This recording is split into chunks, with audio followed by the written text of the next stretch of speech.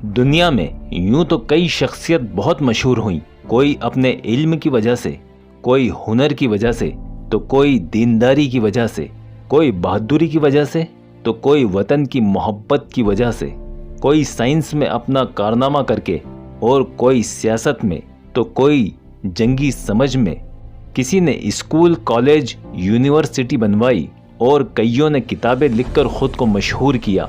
لیکن دنیا میں کوئی ایسا شخص بھی رہا ہے جس میں یہ تمام خوبیاں موجود رہیں۔ اللہ اپنے بے حد خاص بندوں میں سے کسی کو یہ ساری خوبیاں عطا کرتا ہے، اور ہندوستان میں یہ ساری خوبیوں، صلاحیتوں کا حامل کوئی شخص رہا ہے تو وہ ٹیپو سلطان رہا، جس میں یہ تمام خوبیاں تھیں۔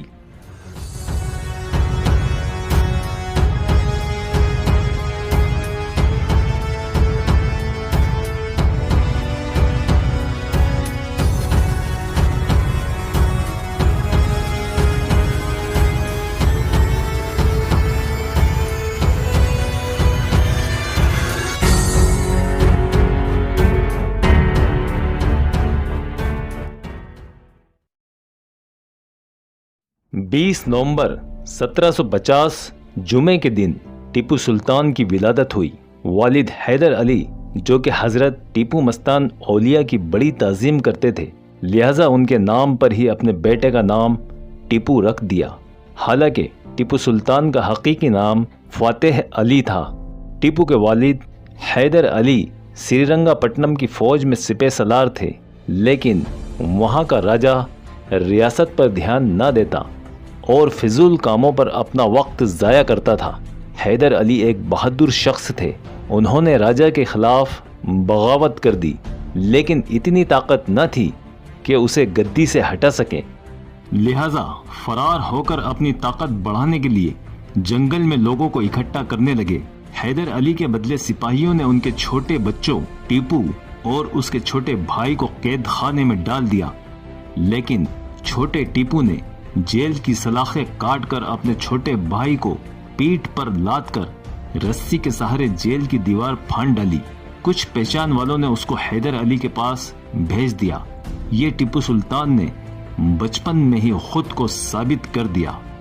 حیدر علی دھیرے دھیرے طاقتور ہوتے گئے اور سن 1761 میں حیدر علی وہاں کے سلطان بن گئے۔ یہ وہ دور تھا جب انگریز ہندوستان میں اپنے قدم جمانے میں لگے ہوئے تھے۔ فرانس اور برطانیہ اس وقت سخت دشمن تھے۔ حیدر علی کے فرانسیسیوں سے اچھے تعلقات تھے۔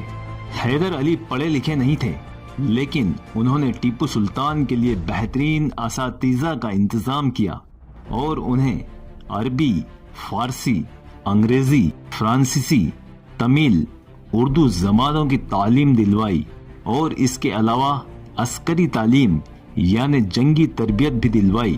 گھڑ سواری، تلوار بازی، بندوق، تیر چلانے میں آپ کو مہارت حاصل تھی، اور ٹیپو کم عمر سے ہی جنگوں میں شرکت کرنے لگے تھے۔ حیدر علی اپنے بیٹے ٹیپو کی قابلیت دیکھ چکے تھے۔ سن 1769 عیسوی میں ریاست کے ایک بندرگاہ پر انگریزوں نے قبضہ کر لیا۔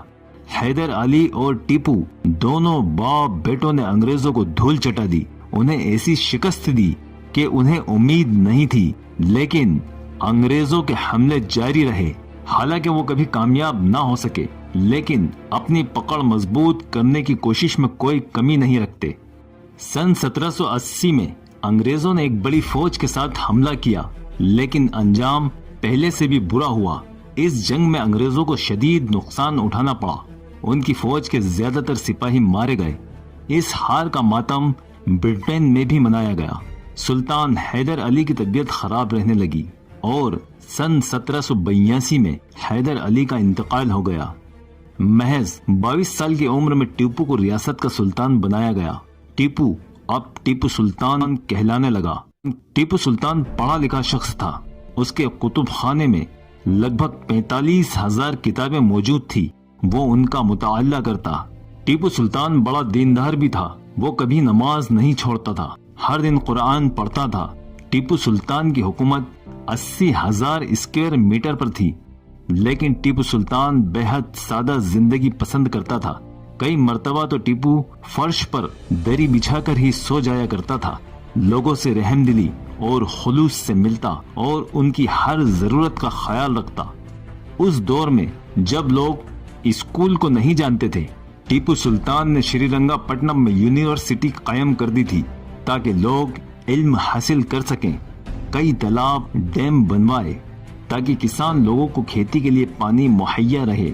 दलित औरतों को उस वक्त अपने जिस्म का ऊपरी हिस्सा ढकने की इजाजत नहीं थी। टीपू सुल्तान ने औरतों को इज्जत दी और पूरा जिस्म ढकने का हक दिलाया। टीपू सुल्तान प्रेस के जरिए भी एक वीकली अखबार शाया करवाते थे। टीपू सुल्तान की नेवी यानी समुद्री फौज उस दौर की सबसे ताकतवर फौज थी। टीपू सुल्तान को दुनिया का सबसे पहला मिसाइल मैन माना जाता है। वो टीपू सुल्तान ही था जिसने साइंस को मिसाइल रॉकेट बनाने की टेक्नोलॉजी सिखाई। कहते हैं कि नासा में आज भी सुल्तान का नाम इस कारनामे के लिए दर्ज है। टीपू को लिखने का शौक था। उन्होंने कई किताबें लिखी। दुनिया की पहली जंग लड़ने के तरीके पर लिखी गई किताब फतहुल मुजाहिदीन टीपू सुल्तान ने ही लिखी। टीपू सुल्तान की काबिलियत इस बात से जाहिर होती है कि तुर्की की सल्तनत उस्मानिया से टीपू सुल्तान के बेहद दोस्ताना ताल्लुकात थे। सल्तनत उस्मानिया टीपू सुल्तान को बड़ी अहमियत देती थी। जब कभी जंग में जरूरत पड़ती तुर्की अपनी फौज टीपू सुल्तान की मदद के लिए भेजता। फ्रांस से भी टीपू सुल्तान के गहरे रिश्ते थे, लेकिन अंग्रेज टीपू सुल्तान पर हमले जारी रखे थे। सन 1784 अंग्रेजों ने टीपू पर जबरदस्त धावा बोला। अंग्रेजों ने इस जंग में अपनी सारी ताकत झोंक दी, लेकिन टीपू सुल्तान ने अंग्रेजों को करारी शिकस्त दी। अंग्रेजों को टीपू सुल्तान से मुआहदा करना पड़ा, वो भी सर झुकाकर। जो शर्त टीपू सुल्तान ने रखी कबूल करना पड़ी। इस जंग के बाद अंग्रेजों को एक बात तो समझ में आ गई कि टीपू सुल्तान को सीधी जंग में हराना नामुमकिन है। अंग्रेजों ने लालची लोगों और सुल्तान के दुश्मनों और उसके गद्दारों को अपना दोस्त बनाना शुरू कर दिया। उस दौर में हिंदुस्तान कई रियासतों में बटा था और सब अपने अपने फायदे के लिए बड़ी ताकत के साथ मिल जाते थे। लेकिन अंग्रेज बाहर से आकर पूरे हिंदुस्तान को अपना गुलाम बनाना चाहते थे और पूरे हिंदुस्तान पर बरतानिया का झंडा फहराना चाहते थे। ये बात यहाँ के निजामों, सुल्तानों और रियासतदारों को समझ नहीं आई। अंग्रेजों ने टीपू को हराने के लिए मराठों और हैदराबाद के निजाम को अपने साथ कर लिया। उस वक्त का गवर्नर जनरल लॉर्ड कॉर्नवालिस था, जो जंग करने से ज्यादा दुश्मनों की कमजोरियों पर वार करने के हुनर में माहिर था। उसने टीपू सुल्तान की फौज के कई लालची और गद्दार लोगों को पैसों का लालच देकर अपने साथ कर लिया, जिसमें टीपू सुल्तान का खास पूर्णिया पंडित और वजीर खजाना मीर सादिक भी था। लॉर्ड कॉर्नवालिस ने मैसूर के राजा को भी अपने साथ कर लिया और टीपू सुल्तान पर हमला कर दिया और बेंगलोर पर कब्जा कर लिया। टीपू सुल्तान ने जवाबी हमला कर लॉर्ड कॉर्नवालिस को घेर लिया, लेकिन दरबार के गद्दारों ने लॉर्ड को खबर पहुंचा दी और वो वहां से भाग गया। टीपू सुल्तान चाहता तो उसका पीछा करके उसे पकड़ सकता था, लेकिन गद्दारों और लालची दरबारियों ने उसका ध्यान बांट दिया। इसके बाद अंग्रेजों ने एक नई प्लानिंग के साथ दिसंबर 1779 को टीपू सुल्तान पर अंग्रेजों ने हमला कर दिया, जिसमें हैदराबाद के निजाम, मराठा और वहां के राजाओं ने कोयम्बटूर पर कब्जा कर लिया। ये लड़ाई काफी वक्त चली, लगभग 3 साल, जिससे टीपू सुल्तान को जानी माली काफी नुकसान उठाना पड़ा। टीपू सुल्तान कमजोर पड़ने लगे। सन 1792 में जंग को खत्म करने के लिए टीपू सुल्तान को समझौता करना पड़ा। इस मुआहदे को ट्रीटी ऑफ श्रीरंगापट्टनम का नाम दिया गया। 3 साल लंबी जंग ने टीपू सुल्तान को कमजोर कर दिया। टीपू को अपने कई राज्य छोड़ने पड़े और 8 करोड़ रुपये तावान भी अंग्रेजों को देना पड़ा। टीपू सुल्तान को अपने 2 बेटों को भी अंग्रेजों के पास तय मुद्दत तक गिरवी रखना पड़ा। कई रियासतें टीपू की मदद भी करना चाहती थी, लेकिन अंग्रेजों की चालों के आगे वो भी बेबस थे और इतने ताकतवर नहीं थे कि अंग्रेजों से टक्कर ले सके। ईस्ट इंडिया कंपनी ने लॉर्ड कॉर्नवालिस की जगह नया गवर्नर जनरल लॉर्ड वेल्लेस्ली को बनाकर हिंदुस्तान भेजा। تاکہ جلد سے جلد ہندوستان پر قبضہ کیا جا سکے۔ انگریز جانتے تھے اس کام میں کوئی رکاوٹ ہے تو وہ ٹیپو سلطان ہے، اس کے علاوہ کسی میں ان سے لڑنے کی ہمت نہیں۔ ٹیپو سلطان نے فرانس کو مدد کے لیے خط لکھا۔ نیپولین نے ٹیپو کو جوابی خط بھی بھیجا، لیکن بدقسمتی سے وہ خط انگریزوں کے ہاتھ لگ گیا۔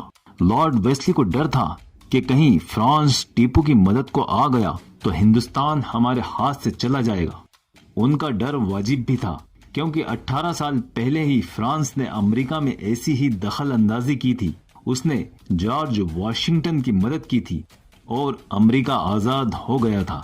لارڈ ویسلی نے 50,000 فوجیوں کے ساتھ میسور کی راجدھانی سری رنگا پٹنم پر دھاوا بول دیا اور معاہدہ توڑنے کی وجہ بتائی کہ ٹیپو سلطان نے فرانس سے مدد مانگی ہے۔ حالانکہ لارڈ ویسلی کو ٹیپو سلطان کو ہرانے کے لیے زیادہ فوج کی ضرورت بھی نہیں تھی، کیونکہ ٹیپو سلطان کے زیادہ تر فوجی افسروں نے ویسلی کو یہ بھروسہ دلا دیا تھا کہ وہ ہتھیار ڈال دیں گے اور انگریزوں کی مدد کریں گے۔